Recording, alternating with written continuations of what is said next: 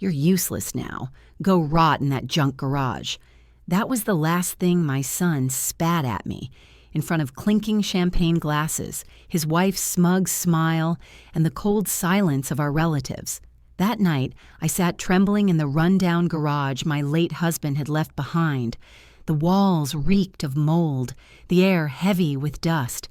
I thought my life was over, until the beam of my flashlight froze on something gleaming beneath a dusty cover. The silver emblem of an Aston Martin. In that instant, I realized Edward hadn't left me a worthless ruin.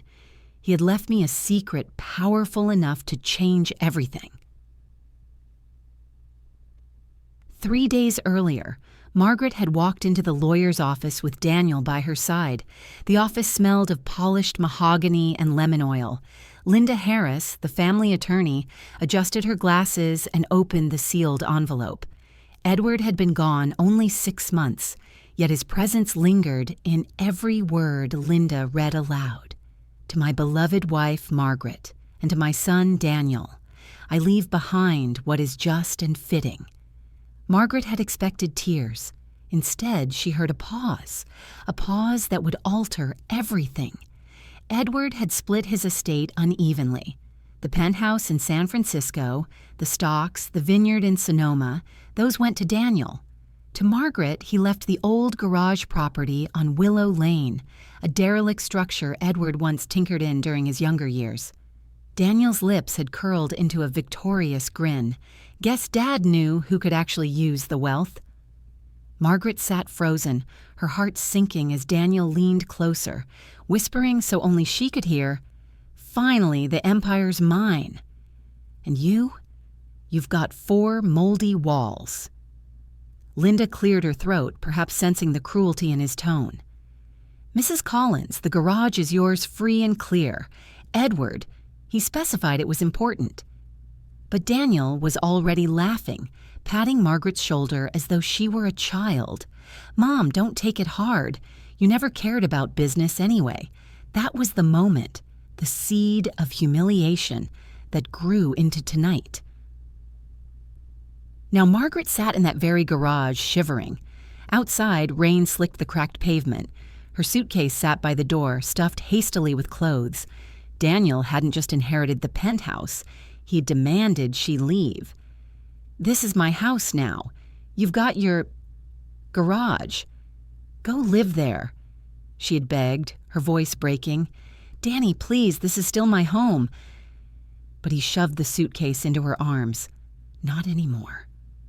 And so, on the night of her 68th birthday, Margaret found herself exiled into a ruin. Inside the garage, she dragged the sheet off the folding chair and sat. Dust bloomed into the air. Her chest rose and fell with ragged breaths. What Edward had meant, why he had left her this garage, remained a mystery. She pulled out a small envelope from her coat pocket. It had been taped under the garage key, a note written in Edward's looping hand. "Behavior decides everything. Don't fear what looks broken. Love sees value where greed sees trash." Margaret pressed the note to her lips, trembling. "Edward, what did you leave me here?" she whispered into the shadows. The beam of her flashlight landed again on the Aston Martin logo. Something stirred in her chest, an intuition, faint but unshakable. Behind her, thunder rolled. The next morning, Margaret was startled awake by the rattle of the garage door.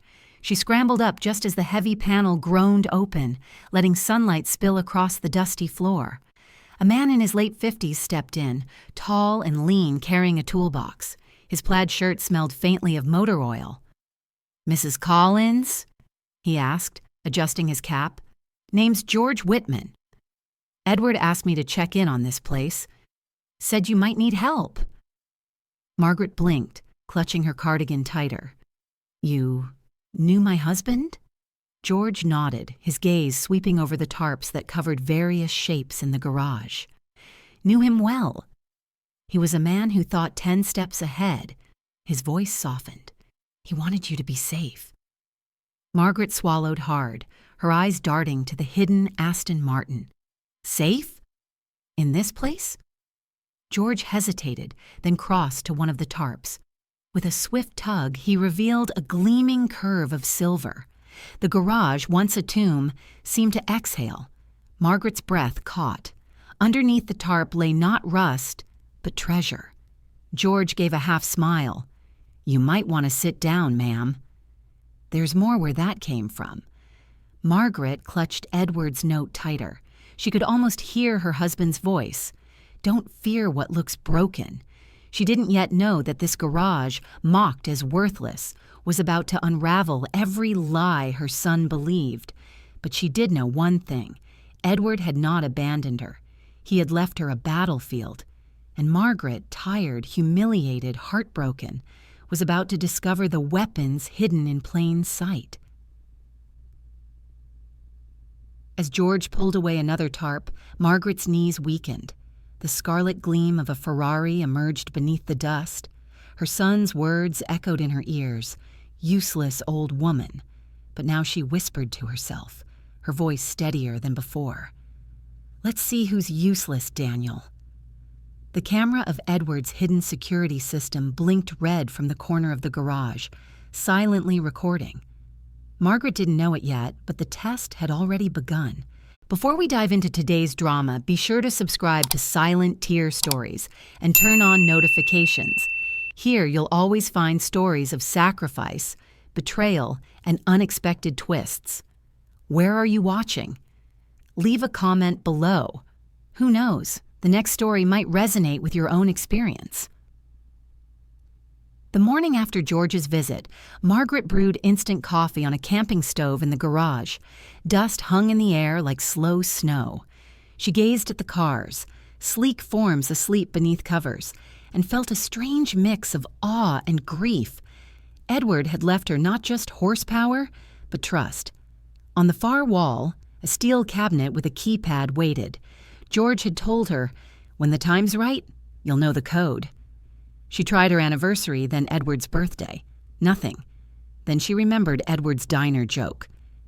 When Danny forgets his manners, locks get tighter. She entered 2007, the year Daniel publicly humiliated a server. Green light. Inside, 3 folders, a slim phone, labeled USBS. On the top, Maggie, this part is hard. But you are harder to break bank statements. Proof the garage was a separate trust. Receipts in George's name. A lawyer's letter about a hidden security system. A key card labeled Vault. The phone unlocked instantly for her. Edward's recorded messages appeared. If you're seeing this, you've seen the cars. Don't sell. There's more than money here. If Daniel threatens you, stay calm. Cameras will do the rest. Call George before anyone else. As she shut the cabinet, a black town car pulled up outside. The garage door rattled. "Mom! Open up!" Daniel's voice cracked like glass. The door lifted slowly. He stepped in, polished and impatient. "So, this is your palace?" "Smells like regret." "Good morning, Danny." "Coffee," he sneered.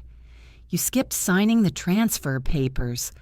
Linda says they need your acknowledgments. Don't stall." Margaret gestured to the bench. "Sit. We'll talk," but Daniel prowled, spotting the covered shapes. "What's under here? Junk?" His eyes glinted. "Or something Dad hid?" Margaret's voice was steady.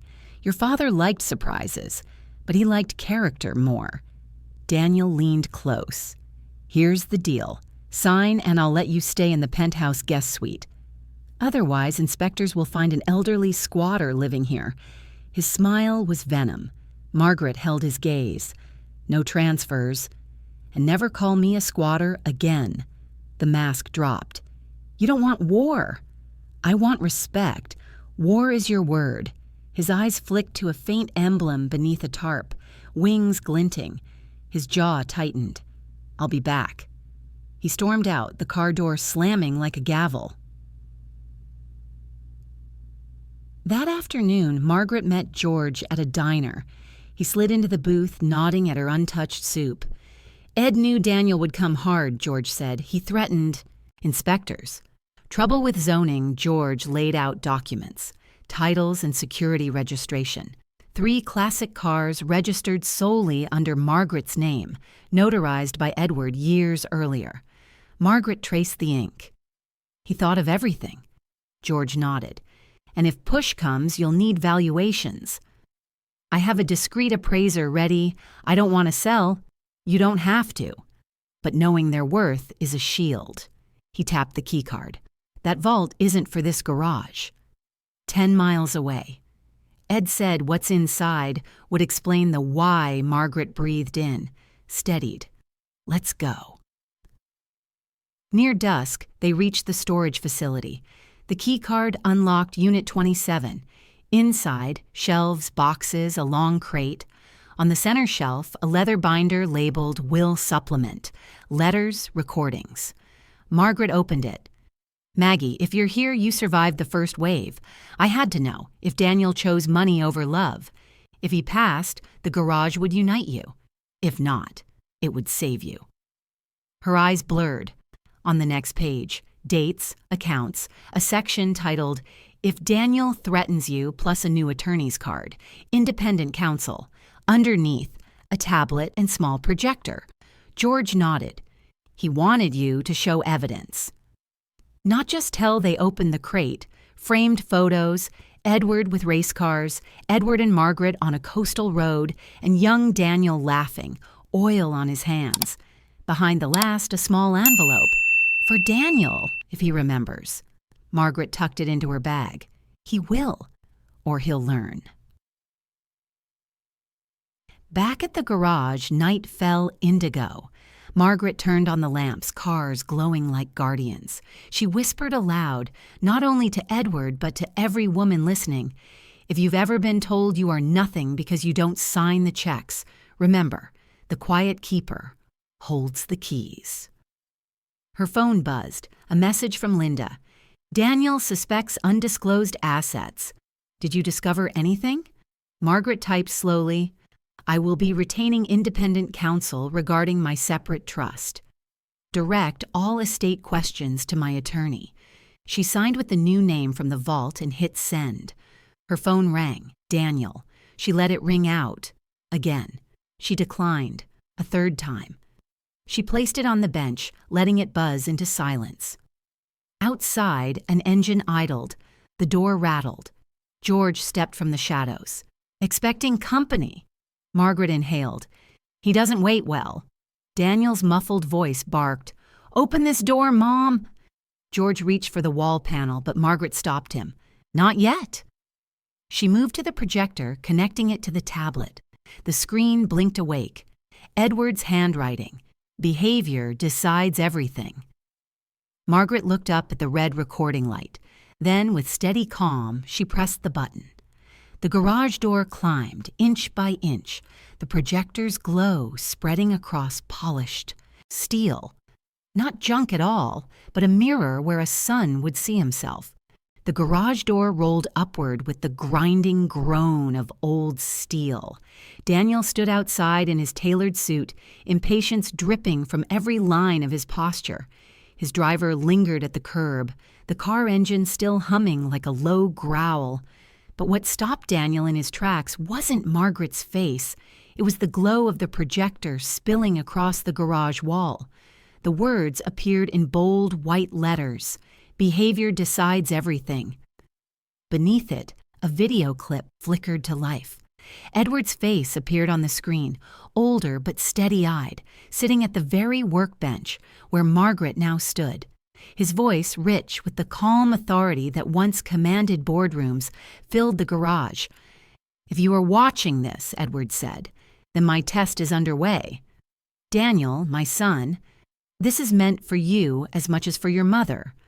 I feared that without guidance, you would mistake inheritance for entitlement. Remember, what you do in these moments will decide not just your fortune, but who you are.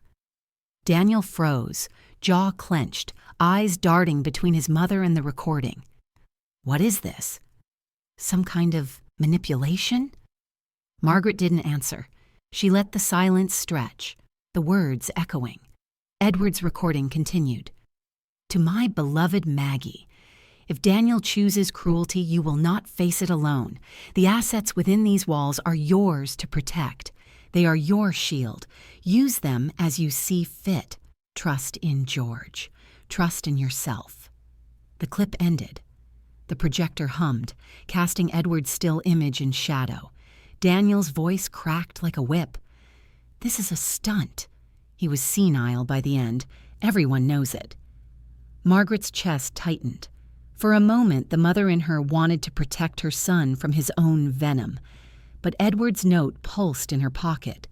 Don't fear what looks broken. Your father was clear-minded, she said firmly. He knew exactly what he was doing. Daniel sneered. Then he was punishing me. He took a step closer, his cologne sharp and cold. Let me guess. He left you some old cars. Do you know how much upkeep costs? Insurance, taxes, you'll drown in them. Margaret glanced at the gleaming curve of the Ferrari under its tarp. Maybe, or maybe they'll float me. Daniel narrowed his eyes. Where's the paperwork? Safe, she answered, with people who don't bow to threats.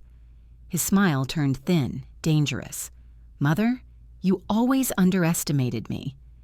If you think a few antique toys will keep you safe, you're mistaken. I'll find the loophole. I'll prove you unfit to manage anything.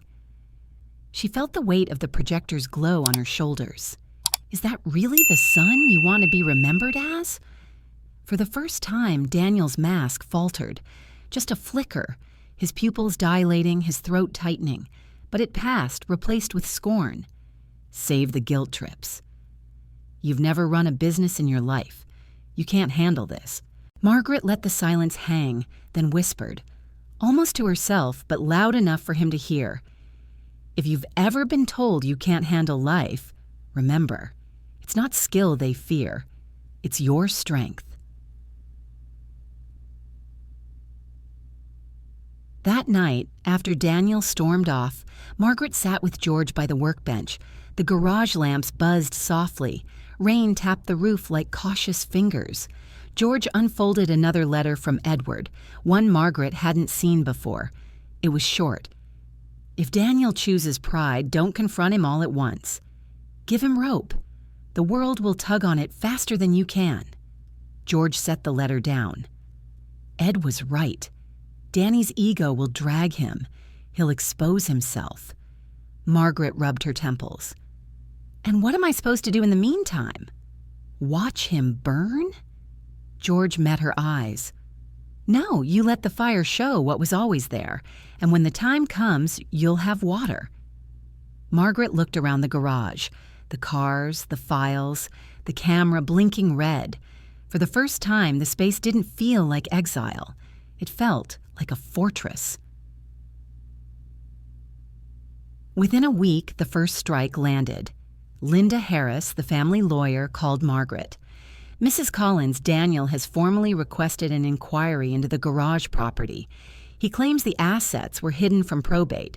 He's also suggested you may not be mentally fit to manage them. Margaret's stomach nodded.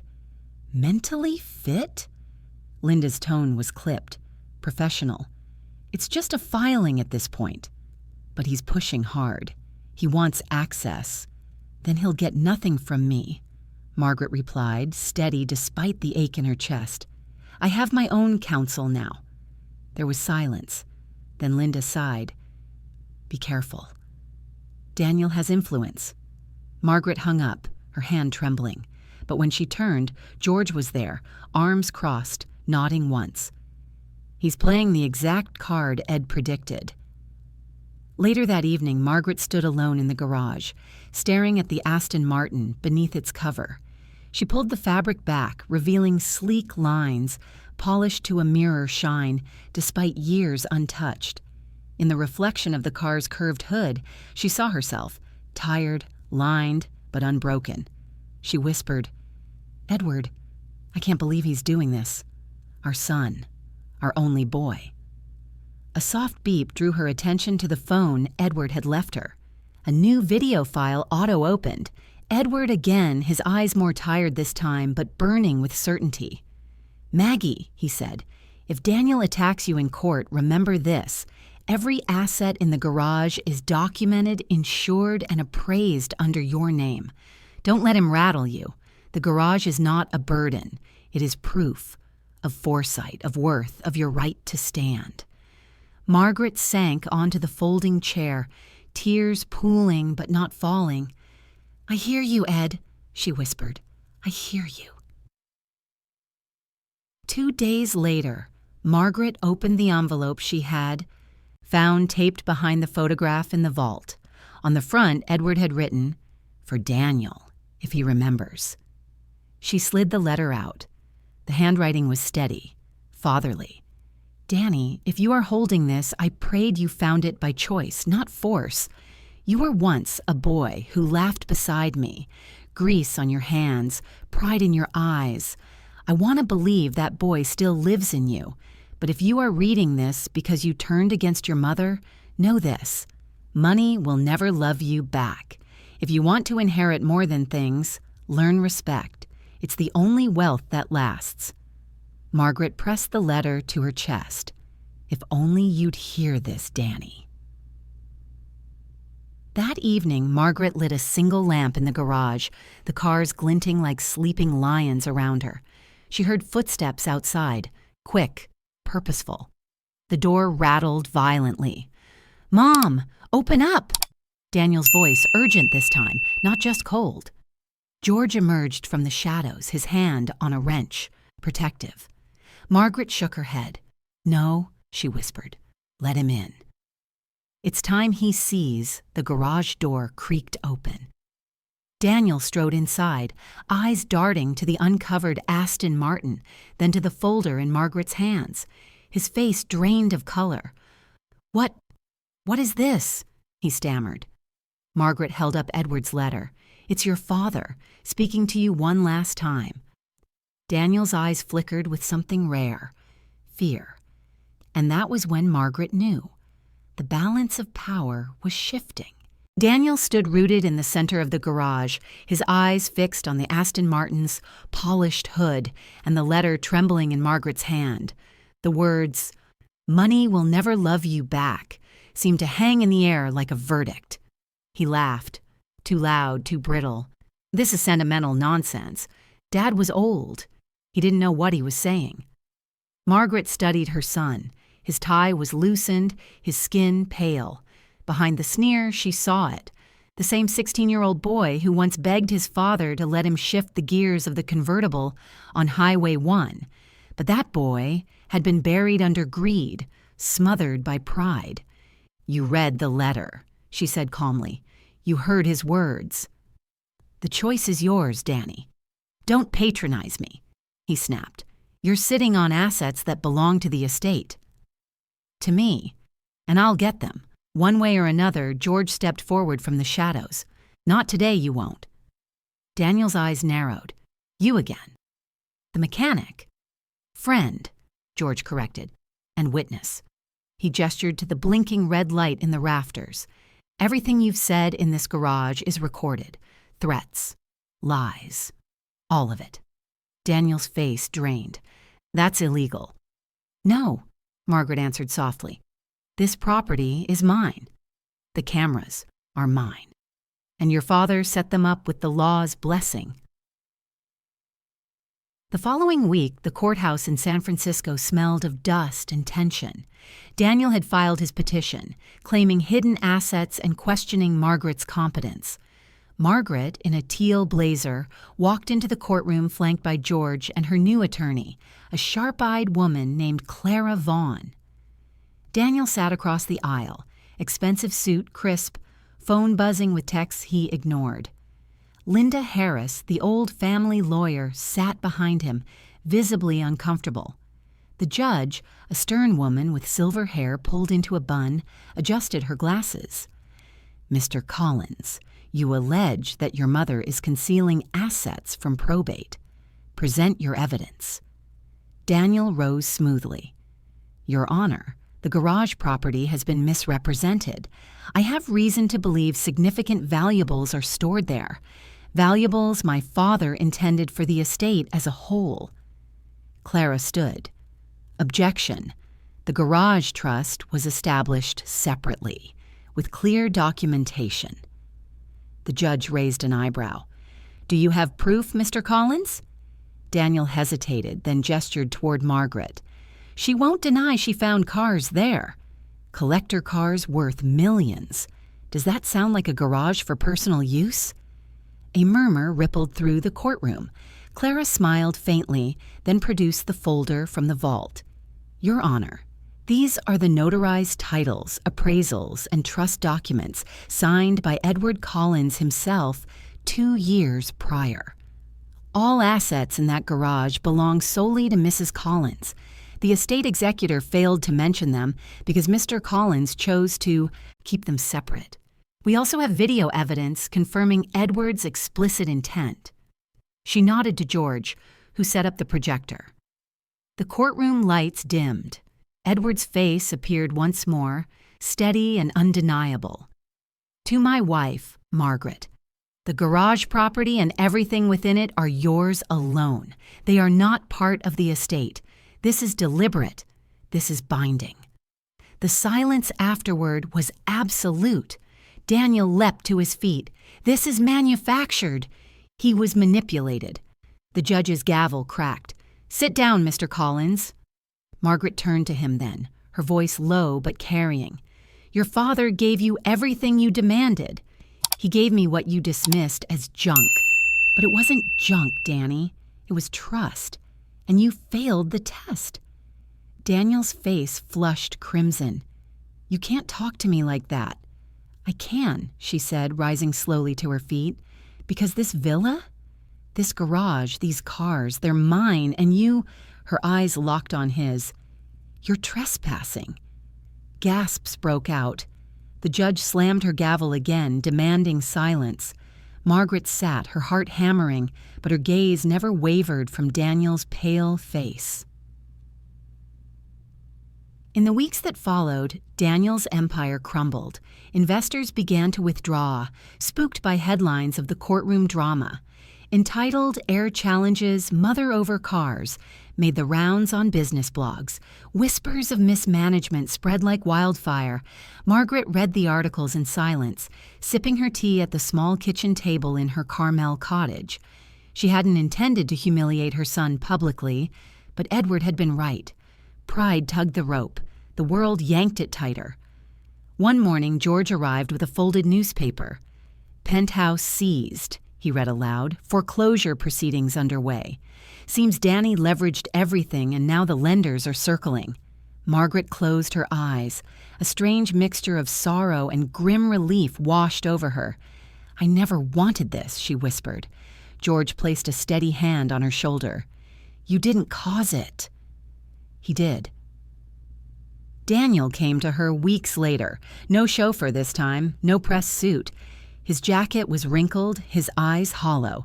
He stood at the garage door, staring at the cars that had once filled him with envy. Mom, he said hoarsely. Margaret stepped forward, hands clasped.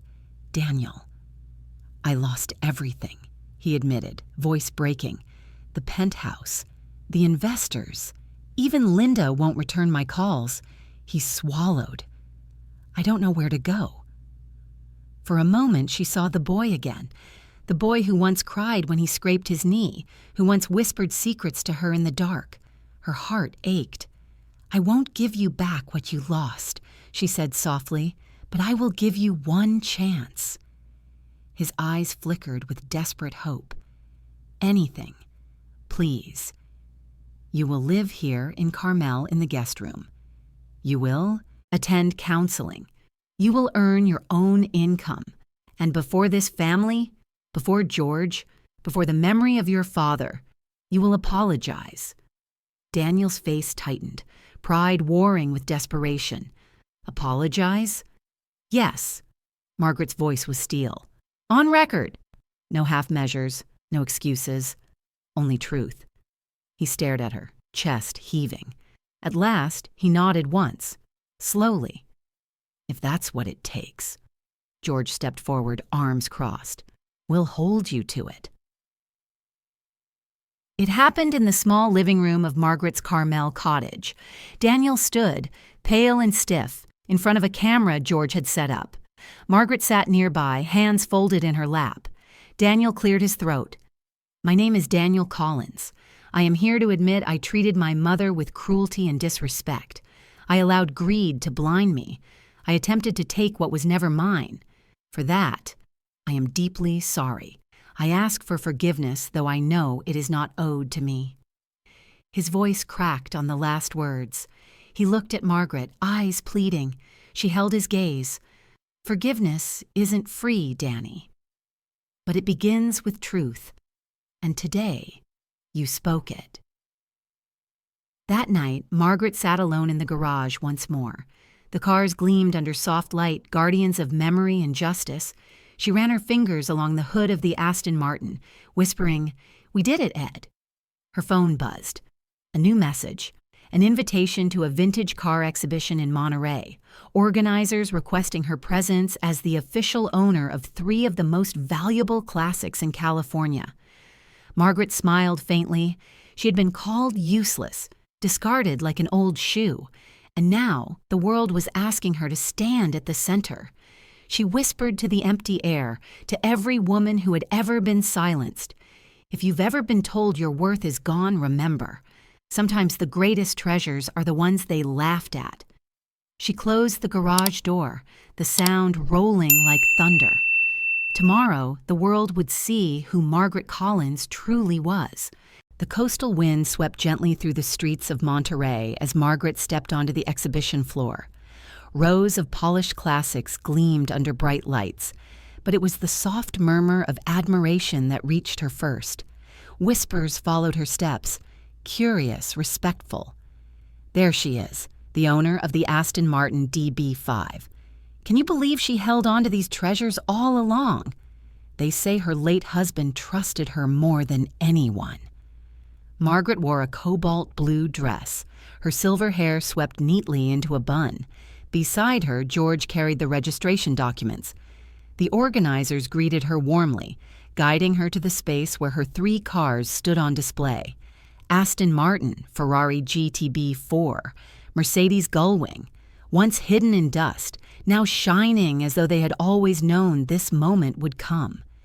For a brief second, Margaret's breath caught.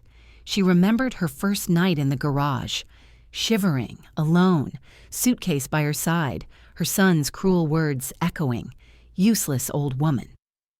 Now strangers gazed at her with admiration. Cameras clicked, flashbulbs burst, and in that flood of light, Margaret realized Edward's test had not only revealed Daniel's greed, it had uncovered her own strength. Back in Carmel, Daniel lived in the small guest room, stripped of luxury.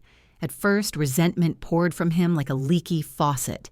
He complained about the simple meals, about George's quiet presence, about Margaret's calm refusal to let him wallow. But weeks stretched into months, and Margaret noticed cracks in his armor. He began showing up early for counseling sessions, lingering afterward to talk with the therapist. He volunteered at a local food bank, awkward at first, but gradually humbled. One evening, Margaret found him at the kitchen sink, sleeves rolled up, washing dishes. His movements were clumsy but sincere. "You don't have to," she said gently. "I know," he muttered, "but maybe I should." For the first time in years, Margaret allowed herself a small, quiet smile. A package arrived one afternoon. Daniel placed it on the kitchen table without a word. Margaret opened it to find Edward's old fountain pen, the one Daniel had once dismissed as old man stuff. "I kept it," Daniel admitted, his voice low. "I don't know why. Maybe because part of me knew it mattered. I'm sorry." Mom Margaret held the pen, feeling the grooves where Edward's fingers had once rested. Tears pricked her eyes. "Thank you, Danny." In that moment, something shifted. Not full forgiveness, not yet, but the first fragile step toward it. 4 months later, Margaret hosted a small dinner at her Carmel cottage. The table was modest: roast chicken, roasted vegetables, a homemade pie, but warm with laughter. George sat across from Daniel, and though tension lingered, it no longer crackled. Daniel raised his glass of water. "To Dad," he said simply. Margaret lifted hers. "To Edward, and to second chances." The glasses clinked softly. Outside, the sea roared against the cliffs, steady and eternal. Later that night, Margaret sat alone in the garage. The cars gleamed under dim lights, guardians of legacy and resilience. She spoke softly, as though Edward sat beside her. "You were right, Ed. The test wasn't only for him, it was for me. To remember that my worth never depended on his approval or anyone's. I carried us, I held us, even when he called me useless. And I am still here." She rested her hand on the Aston Martin's hood. Respect isn't given by blood, it's earned through love and kindness. And now I know I was never without it. She turned to the quiet camera in the rafters, the red light blinking like a heartbeat. And to you, whoever is listening, watching this story unfold, if you have ever been cast aside, if you have ever been told your time, your love, your sacrifice meant nothing, remember this: you are stronger than they know, and one day your truth will shine brighter than their greed. Margaret's voice softened, tender as a lullaby. "If you were in my place, would you have forgiven your son? Or would you have turned him away? Tell me, because I wonder every day what others would have done." She smiled faintly. "And you, have you ever witnessed a family tearing itself apart over money, inheritance, or pride? Share your story in the comments. Here we listen to one another. Here no one suffers alone." She walked slowly toward the garage door and pressed the button. As it rolled open, sunlight streamed in, bathing her in gold. "This is Silent Tear Stories," she whispered. "And remember, every tear has its echo. Every sacrifice has its justice." The final shot, Margaret driving the Aston Martin along Highway 1, the ocean glittering on one side, cliffs on the other. The wind lifted her silver hair. In the passenger seat, the old fountain pen rested on the dashboard like a quiet blessing. The voiceover lingered. "Don't let anyone tell you that your worth is gone." Because sometimes the very thing they discard as worthless becomes the crown that saves you. Fade out.